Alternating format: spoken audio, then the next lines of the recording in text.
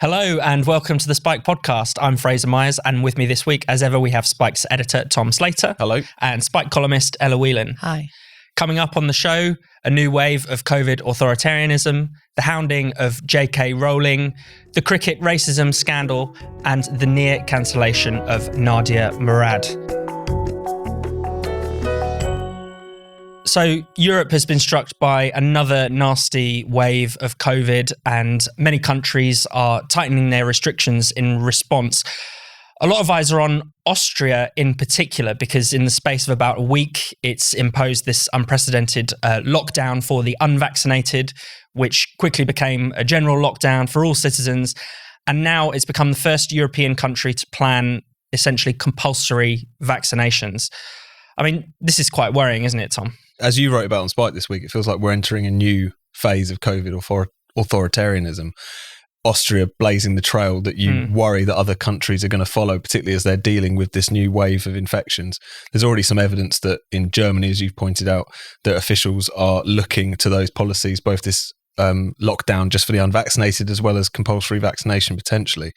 And it seems like, if nothing else, just to cover up for their own inability to get a hold on this pandemic, to convince vaccine skeptical or overcome genuine kind of anti-vax sentiment within their own populations. They've been, again, are kind of compelling because they can't persuade. Yeah. And it just seems such a terrible road to go down. I mean, first of all, just for civil liberties, of course. I mean, something like compulsory vaccination, criminalising people in effect for refusing to get vaccinated. This is an incredible assault on bodily autonomy, and we can't see it as anything other than that.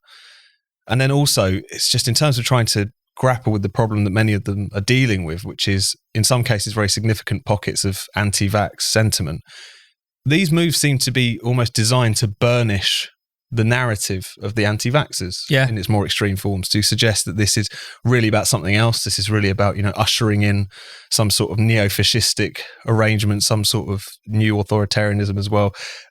All of this seems designed to inflame those kinds of tendencies. So even if they're successful in terms of basically using the kind of strong arm of the state to try and force people to get vaccinated, the consequences of that could be really quite dire for trust in public institutions and for inflaming rather than dealing with and overcoming anti-vax tendencies and sentiments. So it's a real horror show. But the worry you have is that rather than looking to Austria as a cautionary tale, as a really alarming development, a lot of policymakers and political leaders across Europe are going to start to look at it as something of an example to follow, because that's been the story throughout this pandemic. Yeah, absolutely. And as you suggest, Tom, the response has been worrying from those who are skeptical about the vaccine. They've, instantly seized on comparisons with the 1930s, with Nazism, with fascism, which are, offensive comparisons. They're not right. This is a new kind of authoritarianism. It's an authoritarianism that's based on trying to save lives, around safetyism, this kind of new ideology. And it's highly technocratic. It isn't. It really isn't the kind of fascism of old. But at the same time, you can see how compulsory vaccination always provokes this kind of response. There are so many kind of historical examples of forced vaccination basically leading to riots and things like that. There have been huge protests across Europe, quite, in some ways understandably, even if their kind of message is wrong-headed. I mean, Ella, what have you made of it? Well, it's been, as Tom mentions, it's been, I think, shocking that more people haven't come out, more, commentators, particularly in the UK, and politicians haven't come out and said, this is just way beyond the line. Forcing someone to have a vaccine is not the way to go. Tom mentioned bodily autonomy. I think, is it in Austria that there's the introduction of £3,000 fines that's going to and these fines can become prison sentences. Yeah, so it isn't just with there's kind of varying levels of the kind of vaccine mandate. So there's you won't be allowed, and it goes from you won't be allowed in a cafe, you won't be allowed to work here, to now you're going to be put in jail. And it is hard to argue with it's getting harder to argue with the anti-vaxxers or the conspiracy theorists, because a lot of this extreme stuff that it seems incredibly extreme is coming true. It's also really shocking that European nations, Austria, Germany and France, and places that are kind of toying with the idea of compulsory vaccinations, or at least have enforced some level of vaccine mandate, are the same countries, and in particular happened in Europe, that basically spread fake news about the vaccines way back when they were first being rolled out at the start of the year.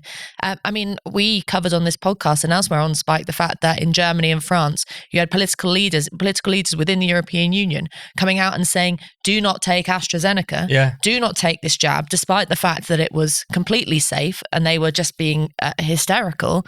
And we see the comparison with the UK, in which for once the government did well and pushed on with the vaccine program and wasn't coercive, or at least it might be threatening to now, but up until so far hasn't been.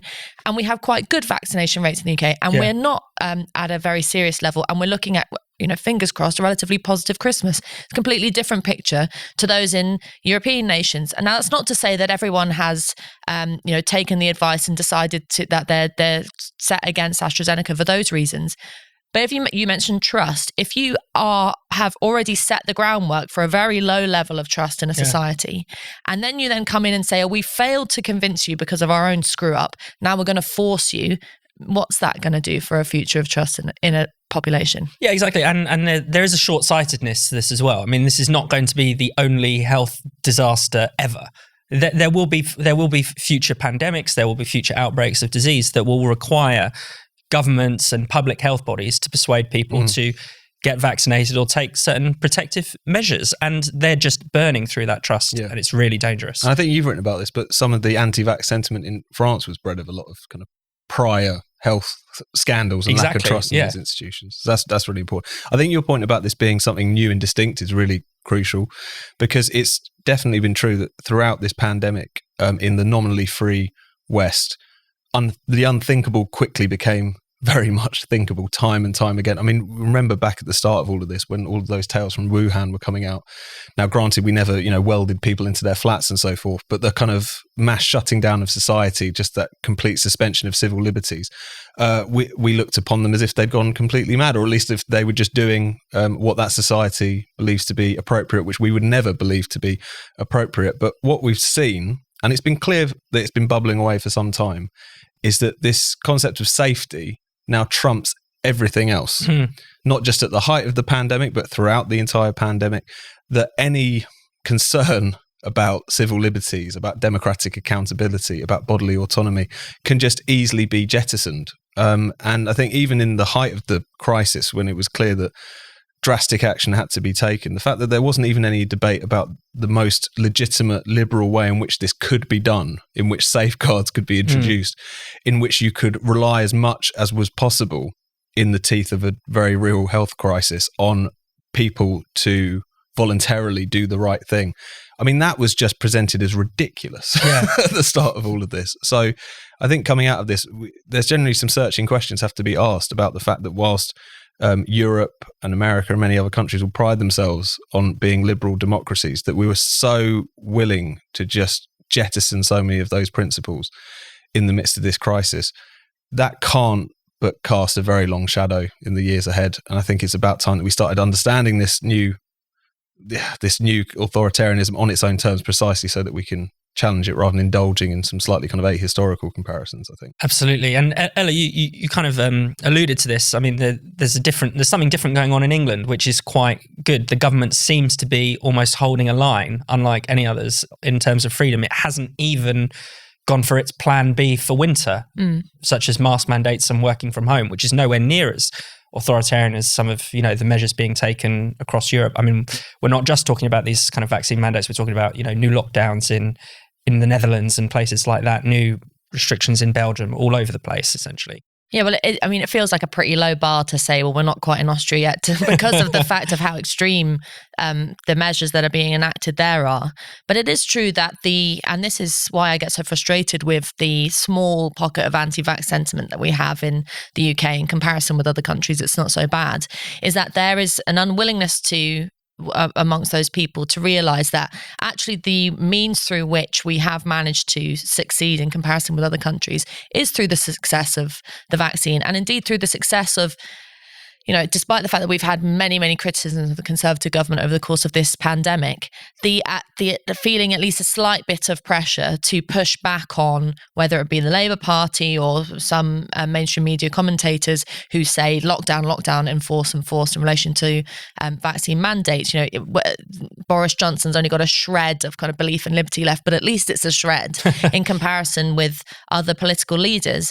And, the reason it's not to kind of be all enthusiastic about the vaccine just because in a kind of anti-science way, because that we know that there are complications. Rob Lyons wrote on for Spiked this week about the nature of the way in which transmission rates are changing because of the Delta variant. But the point he really makes is that we have successfully rolled out the booster program. We are vaccinating. There's a specific focus on vaccinating for a third time the elderly. Targeted specific measures that the people of the UK have responded quite well to, and therefore we're not in too bad a position. Yeah. And you feel solidarity with your fellow citizens across Europe, because it's a real shame that governments in those other countries haven't handled it as well. And it also has to be said that these are wealthy, rich countries like Germany. Places where you don't expect to see this level of the potential for destruction, not just of civil liberties, but also loss of life. Because we also have to remember that unvaccinated people are, if they're over a certain age, still dying. Yeah. And that's a real big problem. I mean, it's interesting as well, though, that the government almost can't defend its own successful policy. Yeah. You see what I mean? They're very cagey about it. They always have to constantly talk about, we're keeping everything under a review and that we might bring in further measures down the line. They won't even really want to rule out, whenever they're put on the spot about what's going on in Austria or anywhere else, they really can't rule that out. And I think that speaks to the politics of all of this, which is to be the most authoritarian is to be pursuing the correct policy. Yeah. That's basically what it's been like throughout this pandemic. And they can't even really talk that openly. Now, when the great unlocking, such as it was, happened, Chris Whitty spoke about the fact that, we've got to get this exit wave that we're going to have out of the way in the summer when there's going to be the least pressure on the hospitals, knowing that because the mass of the population are vaccinated, it's much safer to allow that level of infections to circulate. But even, allowing for any kind of greater circulation of the virus was just seen as verboten, even though this was obviously the time in which to allow that to happen. So it feels like, at this point, because it was so fascinating that it's still gone down in history as the dangerous and unethical experiment, despite the fact that it's turned out to be a masterstroke, but they can't even kind of own that success. Such is how, the nature of this discussion has been, and how much it tilts towards always more restrictions and doom and gloom in all those situations. You're watching the Spiked podcast. If you're enjoying the show so far and like what we have to say, then why don't you consider becoming a Spiked supporter? Spiked Supporters is our thriving community of people who donate to Spiked. If you give £5 or more per month or £50 or more per year, you can become a Spiked supporter and get a whole load of extra perks. Spiked supporters can comment on articles, get free and discounted tickets to events, get a discount on all the items in our shop, and you can bookmark articles as you browse the Spiked website. This is our way of saying thank you to those of you who fund our work. Spiked is completely free, and it always will be. So we're incredibly grateful to those of you who hand over your hard-earned cash to make sure that anyone, anywhere can access Spiked. If you don't give to Spiked yet, then now is the perfect time.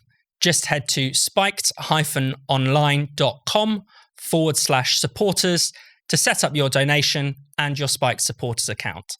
That's spiked-online.com/supporters. Thank you. And now back to the Spiked podcast. So at the weekend, trans activists were protesting outside JK Rowling's house. It feels like in the last week or so in particular, the vicious campaign against JK Rowling has really ramped up a notch. I mean, Tom, you've written about essentially the making of JK Rowling into a folk devil. Yeah, it was just another opportunity to sort of reflect on that, because I think if you'd have told anyone like 5 or 10 years ago that JK Rowling would become the most controversial cultural figure of our time, they'd have been so bemused by that. This, beloved children's author, inspired this generation of young people with a love of reading Harry Potter books, not much else as it turned out, but nevertheless, this huge cultural import, and genuinely someone who on all other issues seems to have all of the correct opinions, shall we say, would become such of a hate figure.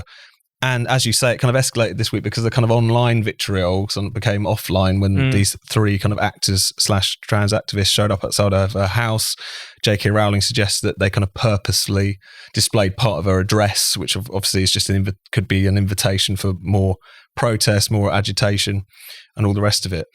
And it's at time whenever this flares up, and it flares up every couple of months, really. You always have to remind yourself, first of all, she doesn't talk about this issue all the time. Yeah. Really, the issue of assent, and also the content of what she believes on this is the most kind of mild, generous, sympathetic form of gender critical feminism, if you want to call it that you could possibly see. I mean, the most substantial statement she's ever made on this is that essay she published last year, where she talks explicitly about the fact that as a survivor of domestic violence and sexual assault, that her concern is women-only spaces, that she has endless sympathy and solidarity for trans women, particularly those who are targeted by male violence, etc., etc. And it's just on this particular issue, as well as the kind of destruction of womanhood as a category because of extreme gender ideology. That's all she said. And that is a position that I think most people in this discussion can get on board with.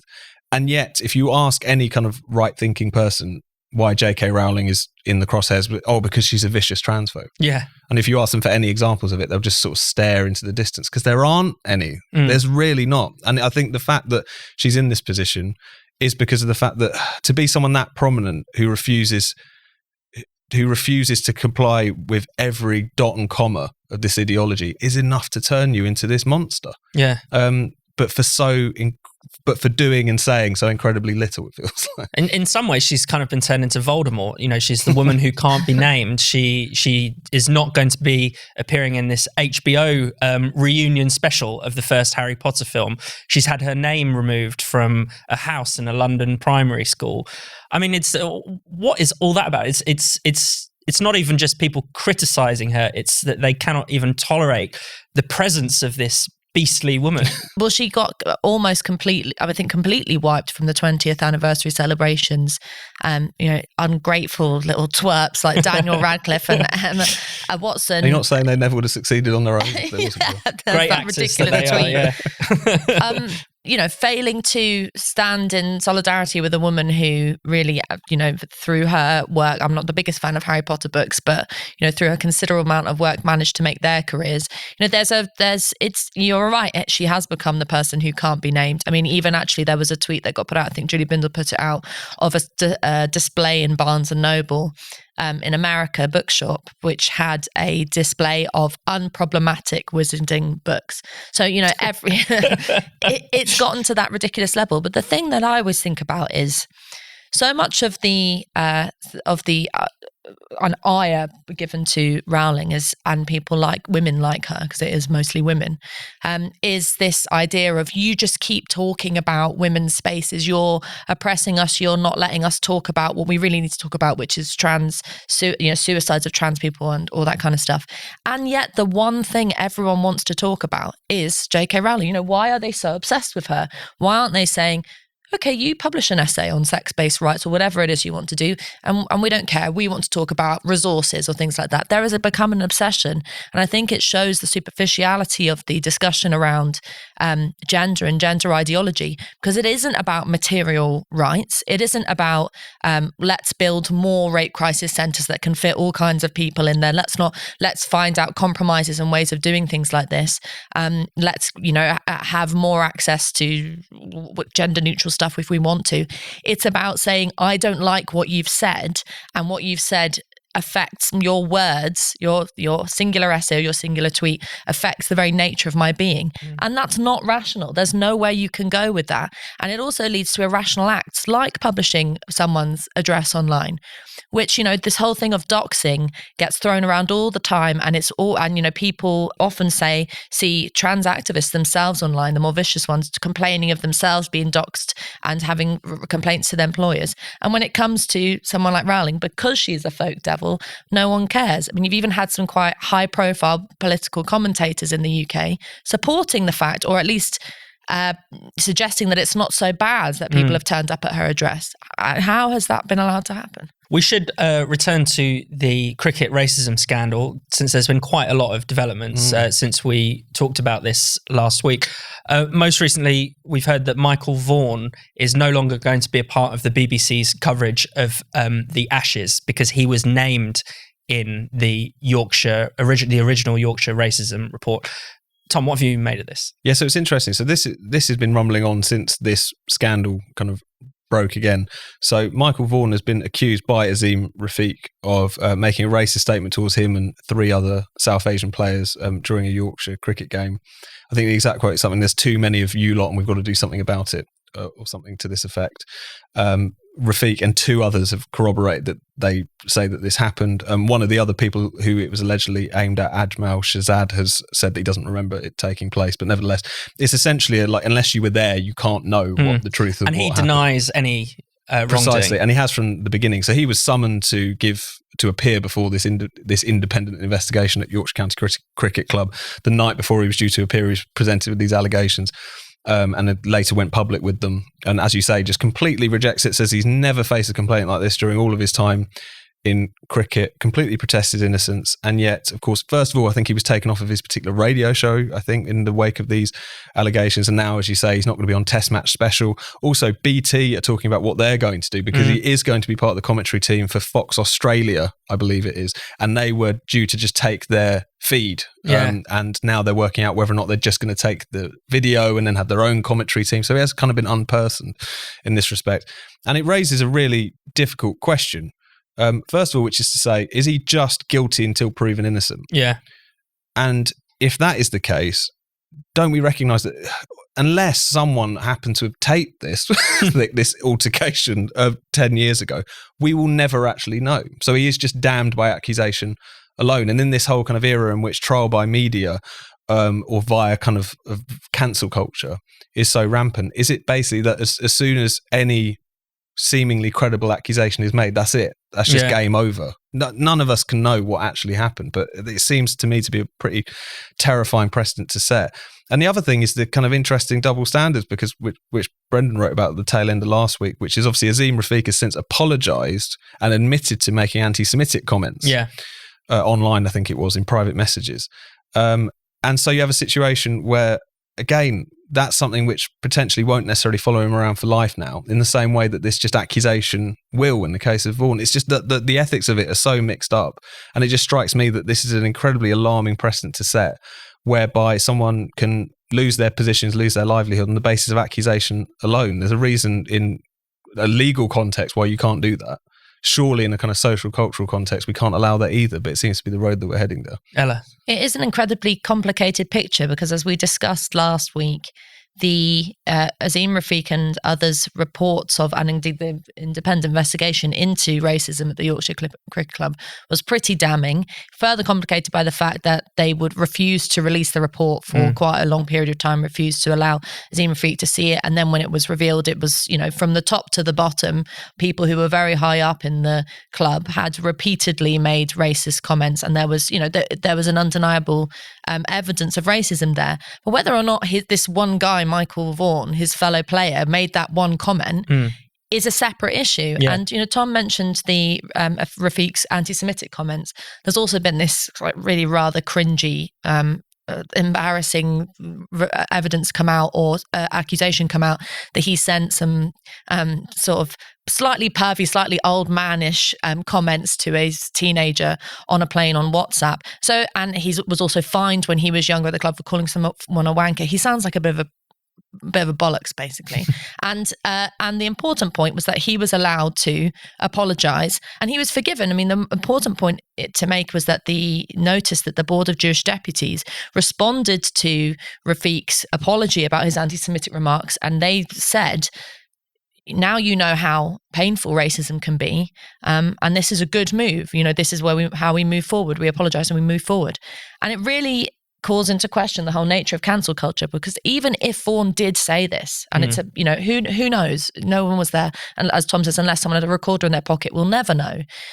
Even if he did say this and he had come out and apologised like Rafiq, would that have been enough? And we're getting towards a position in society where apologies and the whole idea of rehabilitation and forgiveness and moving on with our lives, and the ability for people to change from teenagehood and young adulthood to their later lives has gone out the window. And that's a very dangerous precedent to set, and it's a very depressing precedent to set. I think the Ollie Robinson case that we've talked about previously sort of shows that you can be incredibly apologetic in that case about saying some stupid things and making some stupid jokes when you're a teenager, and yet you still have to be put through the ringer. Such is the nature of these things. Well, let's talk about an even more absurd and bizarre case of, I guess, near cancellation, probably rather than full cancellation. Nadia Murad is a spokeswoman for the Yazidi people. She was essentially a survivor of the Yazidi genocide. Her family were killed by ISIS. She was held as a sex slave by ISIS, and yet she has bizarrely become a target of cancel culture. I mean, Tom, do you want to explain this? Yeah, it's quite a strange story. But I think there's something in it that tells us something about the general mood in some ways. So this is a story out of Toronto in Canada. There was this kind of book club initiative which was set up by a local entrepreneur for schoolgirls in particular. So there'd be events with authors discussing their books. And Nadia Murad was one of these people. Her book, her memoir about her experiences, the horrendous barbarism that she suffered and witnessed as ISIS were sweeping through northern Iraq. And the superintendent at the Toronto District School Board essentially sent a message to the person who is running this initiative, suggested that students wouldn't be taking part because of concerns that this particular book and this particular discussion could foster Islamophobia. That's how the Telegraph report put it. And you just think, what kind of mind jumps to that? I think it's worth thinking about. Now, it's worth saying that since then, the school board has distanced themselves from this position. They said that they're reviewing it, that despite being the superintendent, this woman didn't speak for the school board. But that slippage, I think, is quite telling, because there's something about it, whilst it's extreme, tells us, because there is something about even just discussing even someone's personal lived experiences, in this case, as you were saying, essentially a rape survivor, of Islamist barbarism, which makes certain people in the West deeply uncomfortable, just even discussing it. Yeah. And the idea of someone sat in an office looking over the details of this particular event and thinking, oh, that could be a bit dodgy, that could be a bit controversial, I think speaks to the fact that political correctness, or whatever we want to call this, it doesn't just like rot your brain, it rots your soul as well. It leads some people into a situation where they need to distance themselves or kind of hush over or be overly sensitive about discussions of Islamist barbarism for fear of the message it might send. I mean, does she genuinely think that if the schoolgirls in her care went along to this event, they would be inspired with a hatred of all Muslims because of what they heard in terms of that particular discussion? But we see this time and again. I mean, the example I always go back to is after the 2017 Manchester Arena bombings, Lucy Powell, a Manchester MP, was on television. Andrew Neil, then at the BBC, said, are you aware of there being this problem with Islamist radicalisation in parts of Manchester? And her response was to say, I don't think this is the time to get into all that sort of thing. And of course, this has got nothing to do with Islam. And you think, why can't we discuss this? And then I think that it's just the heartlessness of doing that and snubbing someone like this, as you say, who was not only a victim, but also very courageous in terms of becoming a spokesman for the Yazidis and their plight. It boggles the mind. But even though it's an extreme example, I think there's a piece of it that we can recognise more generally in society when it comes to these issues. Do you think there's something in the phrase Islamophobia that creates this problem? I mean, it just seems to be so broad, no longer referring to actual prejudice against Muslims, but anything that might have the slightest or even hint towards Islam, which, is obviously very distinct from this barbarism. Well, it's just become criticism of Islam. It's become Islamophobia. And I mean, I know that, there are real Islamophobes out there who really genuinely have prejudice against Muslims. But in general, British society is, despite the fact of what everyone sort of panics about, is pretty tolerant towards religion, and particularly is tolerant towards Islam after any of these attacks, actually, despite the fact that Labour MPs, get their knickers in a twist. There is always a massive outsurge of people saying we stand in solidarity with our Muslim brothers and sisters. We know that in particular when it comes to ISIS, the vast majority of people that ISIS kill in the countries that they operate are Muslim. Muslims. And so there's, there isn't the kind of panic around this doesn't quite meet the reality with how ordinary people feel. But, it just something about this case tells you about the sort of hierarchy of offence that exists. Because the idea that you could have a woman who has gone through such horror in relation to rape and murder, witnessing the murder of her family and being raped multiple times herself, who then is able to come and talk to young girls about being a survivor and about what that means, and is then basically gaslighted in effect, because what that superintendent was suggesting is that your story is really actually going to, rather than inspire girls to be, to think about events in life and how to be braver and tougher and a survivor or whatever it is the idea she's putting forward, that actually you're going to bring out the nastiness in people. I mean, that's a horrendous thing a horrendous accusation to be level at her. And also, even if she was coming out with huge criticisms of Islam, not Islamism, but of Islam, even if she had something interesting to say there and something important to say there, why can't those young girls handle that?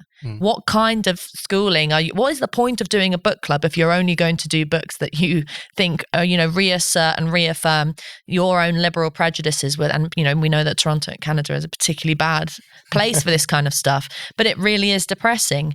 Women like Nadia Murad should be held up as, actually, in a world that's interested in empowering women, should be held up as figures who are worth listening to and who are worth celebrating, not just because of the horror that she's been through, but because of her insistence on talking about how she survived and the importance of these Yazidi people and what she's been through, as a figure of strength, in contrast with the superintendent, who looks like a complete coward who's unable to talk about things. It's so striking as well, because something like the Yazidi genocide, a lot of people genuinely don't remember that took place. Like in the West in general, it's something which has been completely forgotten about. And if you just think even domestically, obviously it was David Amos's funeral this week, and the reflex that we've seen in the wake of that killing, which is a alleged suspected Islamist murder, was just to kind of dampen down discussion of the threat this appeared to be, or to just change the subject. So it's Mark Francois and the abuse he gets on the internet or whatever. It does seem at some point that various Western societies, including our own, have come to the conclusion that talking about Islamist terrorism is almost as bad as the terrorism itself. That any kind of constructive, measured even discussion that we should be having, an angry discussion certainly, but certainly one that shouldn't lapse into any kind of bigotry. No one is interested in doing that, certainly anyone in the mainstream. That even having that discussion is almost more dangerous. And the reason they believe that is because they have fear and loathing of ordinary people. And they seem, whether they realise it or not, to make this conflation between ordinary law-abiding Muslims and Islamist extremists themselves. They seem to make that conflation in their head. How did we get into that position? Because it seems to me that any society which seems to make that calculation has morally lost the plot. Thank you so much for watching the Spikes podcast. We'll be back next Friday. If you hit subscribe and click the bell, you'll never miss an episode. And in the meantime, why not check out all of Spike's other videos and podcasts on this channel? And for more Spiked content, find us at spiked-online.com.